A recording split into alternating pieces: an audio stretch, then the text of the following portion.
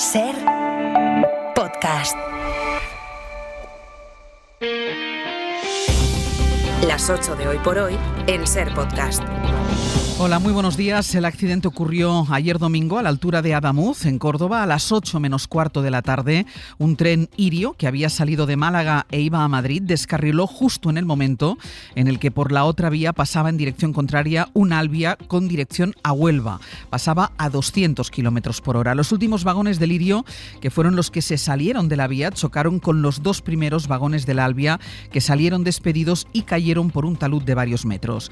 Desde ayer y durante la madrugada, los servicios de emergencia y un batallón de la UME han trabajado para llegar a esos dos vagones, a bordo de los cuales iban 50 personas y que quedaron convertidos en un amasijo de hierros. Dijo anoche en su comparecencia el ministro de Transportes, Óscar Puente, que el accidente le parece tremendamente extraño, es textual, porque ocurrió en una recta que había sido revisada hace unos meses. Sastre, buenos días. Buenos días, Barceló. El accidente es tremendamente extraño, es en una recta. Realmente, bueno, pues todos los expertos en materia ferroviaria que han estado hoy aquí, que están en este centro y los que hemos podido consultar, pues están tremendamente extrañados del accidente, porque como les digo, es raro, es muy difícil en este momento de explicar. Esperemos que la investigación pues nos ayude a esclarecer qué es lo que ha sucedido. Vamos a empezar con la actualización del balance, que deja ya a 39 personas fallecidas. Javier Bañuelos, buenos días. ¿Qué tal? Buenos días, Áñez. Pues sí, es un balance que sigue siendo provisional. Insisten en ello los equipos de emergencia presentes en la zona. 39 fallecidos ya en este accidente ferroviario de Adamuz. Es la última cifra de víctimas mortales que confirman a la SER fuentes del operativo. Ya anoche, Ángel, avanzábamos que a primera hora de la mañana de hoy conoceríamos nuevos datos después de una intensa noche de trabajo para escarcelar los cuerpos atrapados en esos vagones del Alvia que cayeron por el talud de 4 metros. El trabajo de la maquinaria pesada presente ya en la zona desde las 6 de la mañana está siendo clave para culminar la recuperación de esos cuerpos atrapados, pero es llamativo, Ángels, que en este trabajo ya no participa la UME. Nos confirman que la UME ya no está interviniendo en esa zona. Los 40 militares de la unidad militar de emergencia fueron desactivados a las pocas horas de llegar. La cifra de heridos se mantiene, es el mismo dato que ya conocimos ayer. Al filo de la 1 de la madrugada hay 29 personas ingresadas en diferentes hospitales, de ellas 5 en estado muy grave. Además hay otros 123 viajeros que están heridos de diversa consideración, pero que no han tenido que ser hospitalizados. Maño, actualizamos si hay cualquier novedad. Hasta luego.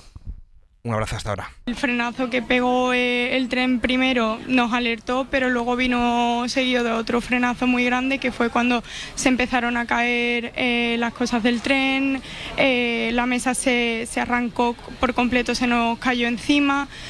Un señor se nos vino, que estaba sentado en la mesa de 4, se nos cayó encima de mi pareja y mía, y fue el mayor daño que sufrimos, que no fue para tanto teniendo en cuenta las circunstancias. Bianca era pasajera del Alvia, cuyos primeros vagones salieron despedidos. Es uno de los testimonios que hemos ido recogiendo desde anoche y durante toda la madrugada en el especial que les hemos ofrecido aquí en la antena de la cadena SER, y donde hemos escuchado a Raquel, interventora de uno de esos convoyes. Y me dio la cabina de atrás por eso, a guardar las cosas. Iba sentada en el asiento del maquinista en la cabina de atrás y con la puerta cerrada. He salido despedida desde la cabina de atrás hasta la sala de viajeros, que he abierto la puerta con la cabeza y he perdido el conocimiento.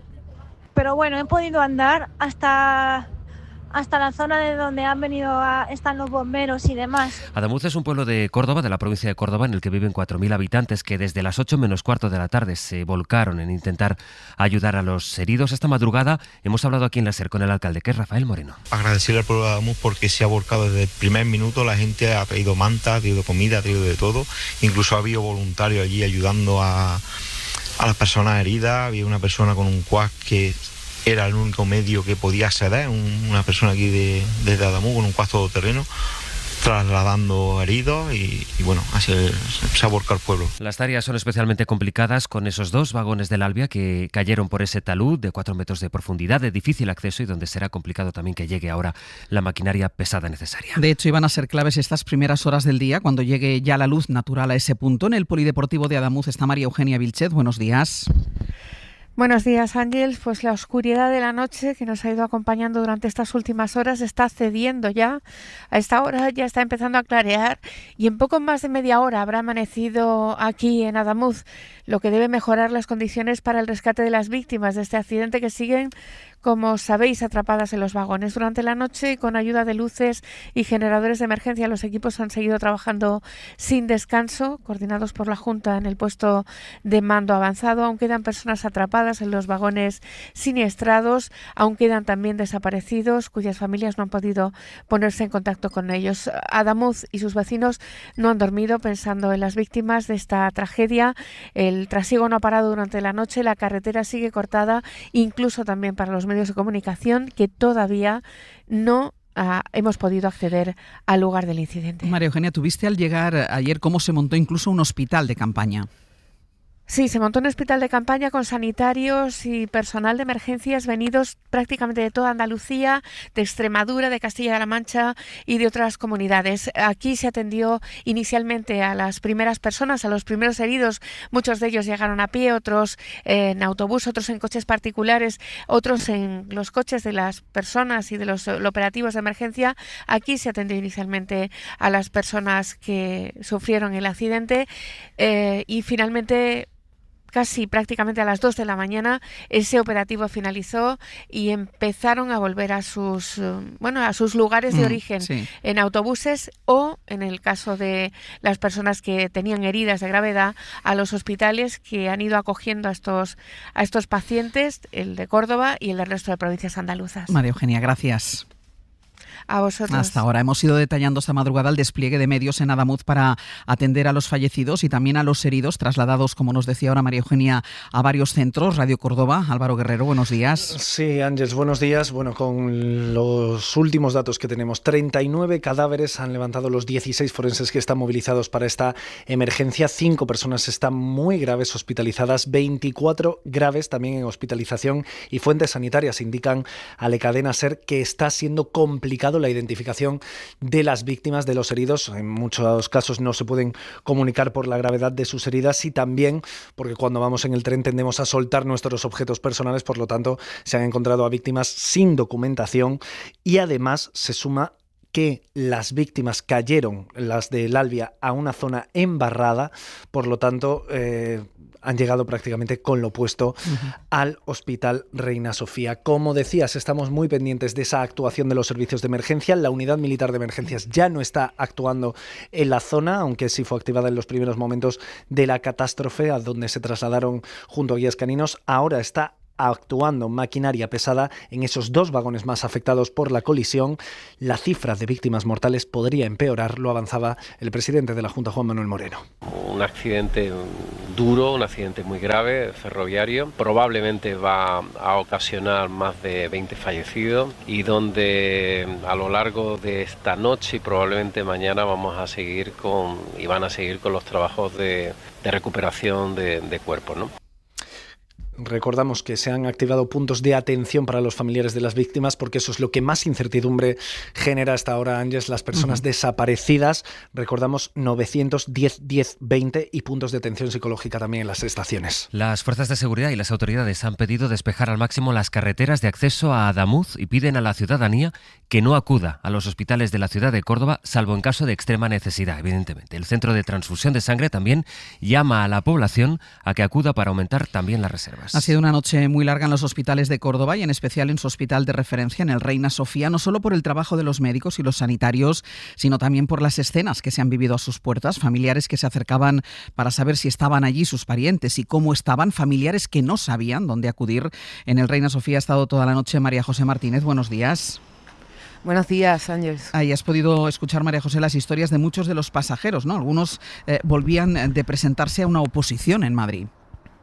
Efectivamente, había supervivientes que contaban lo que había ocurrido en ese accidente tan grave, que veían cadáveres, que veían personas heridas muy graves. También muchos familiares, principalmente de Huelva, estaban aquí esperando, por ejemplo, a una chica muy joven que venía de hacer unas oposiciones a funcionaria de prisiones. Ha llegado después herida leve, pero no sabía dónde se encontraban sus padres. Como ha contado Álvaro, el principal problema ha sido la falta de documentación, de identificación de las heridos y heridas graves que han llegado hasta el Hospital Reina Sofía. Los profesionales sanitarios no solo recogían nombre y apellidos, sino que también daban nombres y pila de los heridos, características físicas, edad, para que pudieran ayudar a los familiares a encontrarlos. Y bueno, sobre todo incertidumbre, porque la mayoría no ha podido dar con el paradero de sus seres queridos. María José, vuelvo contigo en El Abierto, porque tú ahora estás en el Instituto de Medicina Legal de Córdoba y en El Abierto me cuentas cuál es la situación ahí, ¿de acuerdo? Fantástico. Venga, hasta ahora. Aquí estaremos. Hoy por hoy noticias. Ser Podcast. El tren es un tren Irio, es un tren relativamente nuevo, prácticamente nuevo, es un tren que no sé si llega a 4 años. Y también la vía es una vía completamente renovada, es una vía en la que se han invertido 700 millones y en concreto en ese tramo concluyeron los trabajos de sustitución de cambios, de desvíos, etcétera, en el mes de mayo de este año. Por tanto, el accidente es tremendamente extraño, es en una recta. Dijo anoche el ministro Óscar Puente que le parecía muy extraño el accidente tanto a él como a los técnicos y expertos del ministerio. Muy pronto para saber por qué pasó lo que ha pasado, así que lo único que consta de momento a esta hora es esa extrañeza que decía el ministro por el punto, esa recta en la que se produjo el descarrilamiento y que además ocurrió justo en el mismo momento en el que venía en paralelo por la otra vía un tren que iba en dirección contraria. Edu Hernández, buenos días. ¿Qué tal, Ángeles? Buenos días. El ministro explicó que desconoce si el descarrilamiento fue por causa del tren o de la vía.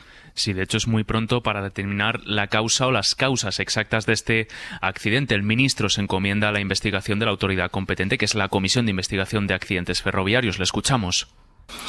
No puedo, me preguntarán seguramente, no puedo decirles cuáles son las causas de ese descarrilamiento que ha producido el posterior choque, porque en este momento no las conocemos. Hay, como saben, una comisión encargada. Y Ángeles, nos acaba de llegar ahora mismo un comunicado de Irio, un nuevo comunicado. Su CEO, Fabricio Favara, se desplazó anoche al lugar de los hechos y también está de camino a esa zona el presidente de la compañía, Carlos Bertomeu.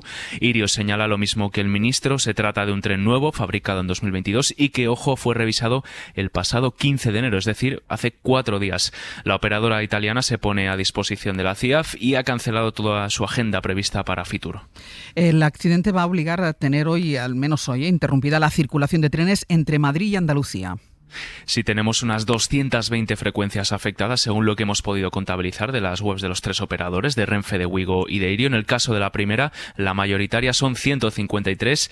La mayoría se concentran en la ruta Madrid-Córdoba, aunque también afecta a los recorridos del sur, el resto de recorridos que van hasta Sevilla, Málaga, Huelva, Cádiz o Almería. Todos estos van a estar paralizados durante el día de hoy y se prevé que también durante los próximos días, porque, como decimos, es una operativa bastante complicada, la de retirar todo el material ferroviario afectado. En Wigo son 16 frecuencias afectadas, la mayoría también en ese Madrid-Córdoba, y en el caso de Irio son 38. Edu, gracias. Hasta luego. Vamos a comprobar cuál es la situación en las principales estaciones afectadas, empezando por la estación de Atocha en Madrid. Leo Rodríguez, adelante. Pues 2 imágenes ahora mismo. Los puntos de información tanto en Renfe como en Irio están completamente llenos de personas a las que les han cancelado el viaje. La respuesta en los 2 casos es la misma: no tienen alternativas para viajar a Andalucía durante el día de hoy, pero les ofrecen un reembolso del 100% para los viajes cancelados. En la salida de la estación parece que ya han llegado todos los autobuses que transportaban de vuelta a Madrid a las personas de los trenes afectados. Aquí están activados tanto el SAMUR como la Cruz Roja para ayudar a los afectados, especialmente con atención psicológica que podrían necesitar, pero en cuanto a formas de hacer el viaje Madrid-Andalucía, ahora mismo nos cuentan que solo 2 alternativas, o por coche o por avión. En la estación de Santa Justa, en Sevilla, Natalia Perares, buenos días. Buenos días. Aquí hay un goteo constante en las oficinas de información de Santa Justa, que ha permanecido toda la noche abierta. Los pasajeros que perdieron anoche su tren o que fueron devueltos aquí se han ido marchando en autobús o en coche, y se suman ahora los viajeros que tenían previsto circular hoy en AVE. Se les está comunicando que se les va a devolver el dinero y están buscando alternativas en autobús. Hace unos minutos se marchaban 2 grupos de alumnos de un instituto y del Liceo Francés de Sevilla que han decidido compartir autobús para poder viajar a su destino a los Pirineos. Los media distancia, los cercanías sí funcionan con normalidad. Acabamos de hablar con 2 médicos de Córdoba que no han podido llegar al Hospital Reina Sofía a las 8 de la mañana porque han cancelado los billetes de su Avant. Les dicen que para dar prioridad a los familiares de las víctimas. Hoy por hoy noticias. Ser Podcast. El accidente entre esos trenes de alta velocidad se ha tragado todo lo que estaba previsto para hoy en nuestro país. También la cita política más destacada, la reunión por primera vez en 10 meses del líder de la oposición con el presidente del gobierno, que le iba a recibir en el Palacio de la Moncloa. Guillermo Lerma, buenos días. ¿Qué tal? Buenos días, Ángeles. Los dos han acordado suspender ese encuentro.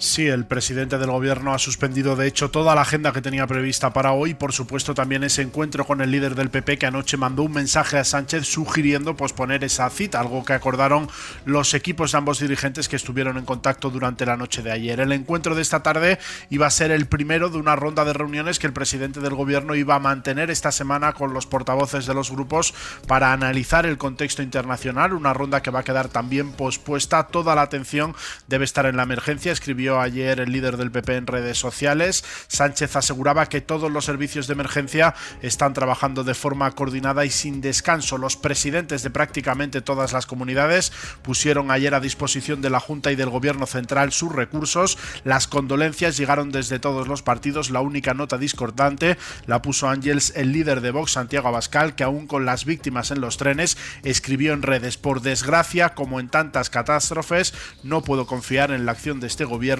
Nada funciona, dijo Abascal, bajo la corrupción y la mentira. Gracias, Guille. Hasta luego. Para no perderte ningún episodio, síguenos en la aplicación o la web de la SER, Podium Podcast o tu plataforma de audio favorita.